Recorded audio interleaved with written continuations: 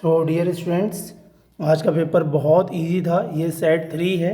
इसके मैंने एमसीक्यूज और एसेशन रीजन मार्क्स करे हैं। इसका ये first page, then English side page को मैं व्यू करूँगा। ये आपका सेकंड पेज था। इसमें एल्यूमिनियम सल्फेट के लिए खरास लॉ यूज़ करना था आपको और लिमिटिंग मोलर कंडक्टिविटी कैलकुलेट करनी थी, जिसका ऑप्शन बी सही था। नेक्स्ट आपका सेकंड विटामिन सी के लिए था। थर्ड आपका रोजरमोंड रिडक्शन थी, इसके लिए कैटलिस्ट बताना था। फोर्थ में वेरिएबल मैक्सिमम ऑक्सीडेशन स्टेट कौन शो करता है, मैग्नीज। सी वाला ऑप्शन कैनिजारो रिएक्शन था, जिसमें ऑप्शन ए था। सिक्स वाले का ऑप्शन ए। सेवन्थ में आपको यहाँ पर बताना था एक्टिवेशन एनर्जी के लिए, तो के इज इक्वल शो था A e power minus E upon R T. Primary amine दे रखा था क्वेश्चन नंबर 8 में, ऑप्शन सी। 9 वाले का ए पार्ट। 10 वाले में ऑप्शन ए, जिसमें ब्रोमाइन वाटर वाले से आप आइडेंटिफाई कर सकते थे। उसके बाद नेक्स्ट आपका दे रखा था इसमें एक ग्राफ जीरो ऑर्डर के लिए, ऑप्शन बी होगा इसका सही। आपका दिखाई दे रहा है आपको। उसके बाद इसमें आपके एसेशन रीजन दे रखे हैं कुछ। क्वेश्चन नंबर 12 था, फिर फिनॉल से रिलेटेड था, ऑप्शन सी 13 वाले में। 14 में ए, 15 में ए, 16 में सी।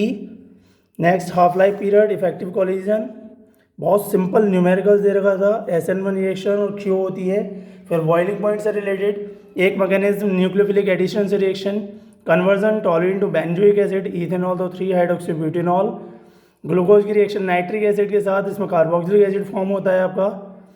और DNA RNA में एक स्ट्रक्चरल डिफरेंस, तो स्ट्रक्चरल डिफरेंस आपने लिख दिया होगा। उसमें ज्योमेट्रिकल आइसोमर्स बनाने थे, आपको ड्रॉ करने थे, ठीक है। तो यहाँ पर इसमें प्लेटिनियम है, उसकी कोऑर्डिनेशन नंबर 4 होगी आपके पास।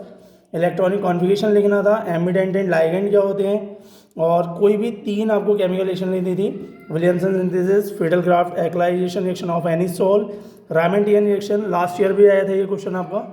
Next chemical differences, phenol benzoic acid, propanol और प्रोब्यूटेनॉल में, और स्ट्रॉन्गर एसिड और क्यों होते हैं आपके इसमें पूछा गया था। फिर 24 क्वेश्चन में क्वेश्चन नंबर 25 बहुत इंपॉर्टेंट क्वेश्चन है, तो कई बार से आपका आया हुआ है, जिसमें T 99.9% is equal to 10 times of T half होता है। फिर definition, glycosidic linkage, primary structure of protein, disaccharides, IUPAC name एक।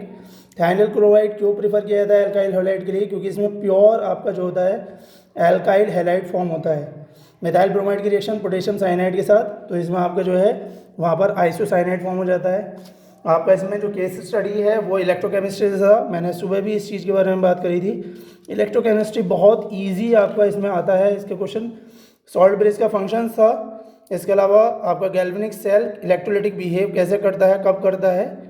कॉपर सल्फेट सॉल्यूशन क्यों स्टोर किया जाता है जिंक के कंटेनर में, ठीक है, या किया जा सकता है या नहीं किया जा सकता। ऐसी एक केस स्टडी था आपका इसमें कोऑर्डिनेशन कंपाउंड से VVT से रिलेटेड, जिसमें आपको कोऑर्डिनेशन नंबर बताना था, IUPAC नेम लिखना था, ठीक है। और inner outer orbital complex VVT के बेस पर शेप और हाइब्रिडाइजेशन पूछी गई थी, तो आप इसे बहुत ईजिली एक्सप्लेन कर सकते थे इसमें। नेक्स्ट क्वेश्चन आपका जो दे रखा है इसमें, वो आपका दे रखा है 5 मार्क्स वाले क्वेश्चन। एक अमाइड आया था इसमें, ये बच्चों ये अमाइड है, अमाइड की रिएक्शन आपने पढ़ी थी हाफमैन ब्रोमाइड डिग्रेडेशन रिएक्शन में, ठीक है। इसमें नाइट्रस एसिड के साथ रिएक्शन दे रखी है उसकी, जो कि अपने आप में एक नाइट्रस एसिड में रिएक्शन है, आपका ये एलिफेटिक कंपाउंड है। फिर हिंसबर्ग एजेंट है, और बेसिक स्ट्रेंथ कैसे आइडेंटिफाई करेंगे गैसेस फेज में। नीचे आपका क्वेश्चन जो दे रखा है वो D ब्लॉक से दे रखा है। जिंक जो है उसे हम ट्रांजिशन एलिमेंट क्यों नहीं कहते, क्योंकि इसकी आउटर जो D ऑर्बिटल होती हैं वो कंप्लीटली होती हैं, फिल्ड होती हैं। लैंथेनाइड कंट्रैक्शन क्या होता है, क्रोमियम की फर्स्ट आयनेशन एंथैल्पी जिंक से कम क्यों होती है, ट्रांजिशन एलिमेंट गुड कैटलिस्ट क्यों होते हैं, इसके बारे में इसमें पूछा गया था। बहुत सिंपल क्वेश्चन थे ये सारे आपके, और ये ज़्यादातर क्वेश्चन PYQ से आए हैं। रिवर्स ऑस्मोसिस से डेफिनेशन थी ये सीधे, पिछली बार ऑस्मोसिस से रिलेटेड क्वेश्चन दिया गया था। आइडियल सॉल्यूशन क्या होता है, बहुत इजी क्वेश्चन न्यूमेरिकल में दिए गए थे। यदि ओवरऑल देखा जाए इस पेपर में, तो आप इन पेपर को दोबारा भी कर सकते हैं नेक्स्ट ईयर के लिए, जो आपके 11th में उन्हें सजेस्ट कर सकते हैं। बहुत इजी पैटर्न रखा गया था। यदि आपने इस क्वेश्चन को अटैम्प्ट किए भी हैं तो आपके मिनिमम 40 मार्क्स इसमें आने हैं, और मैक्सिमम 70 आउट ऑफ 70 भी आ सकते हैं आपके।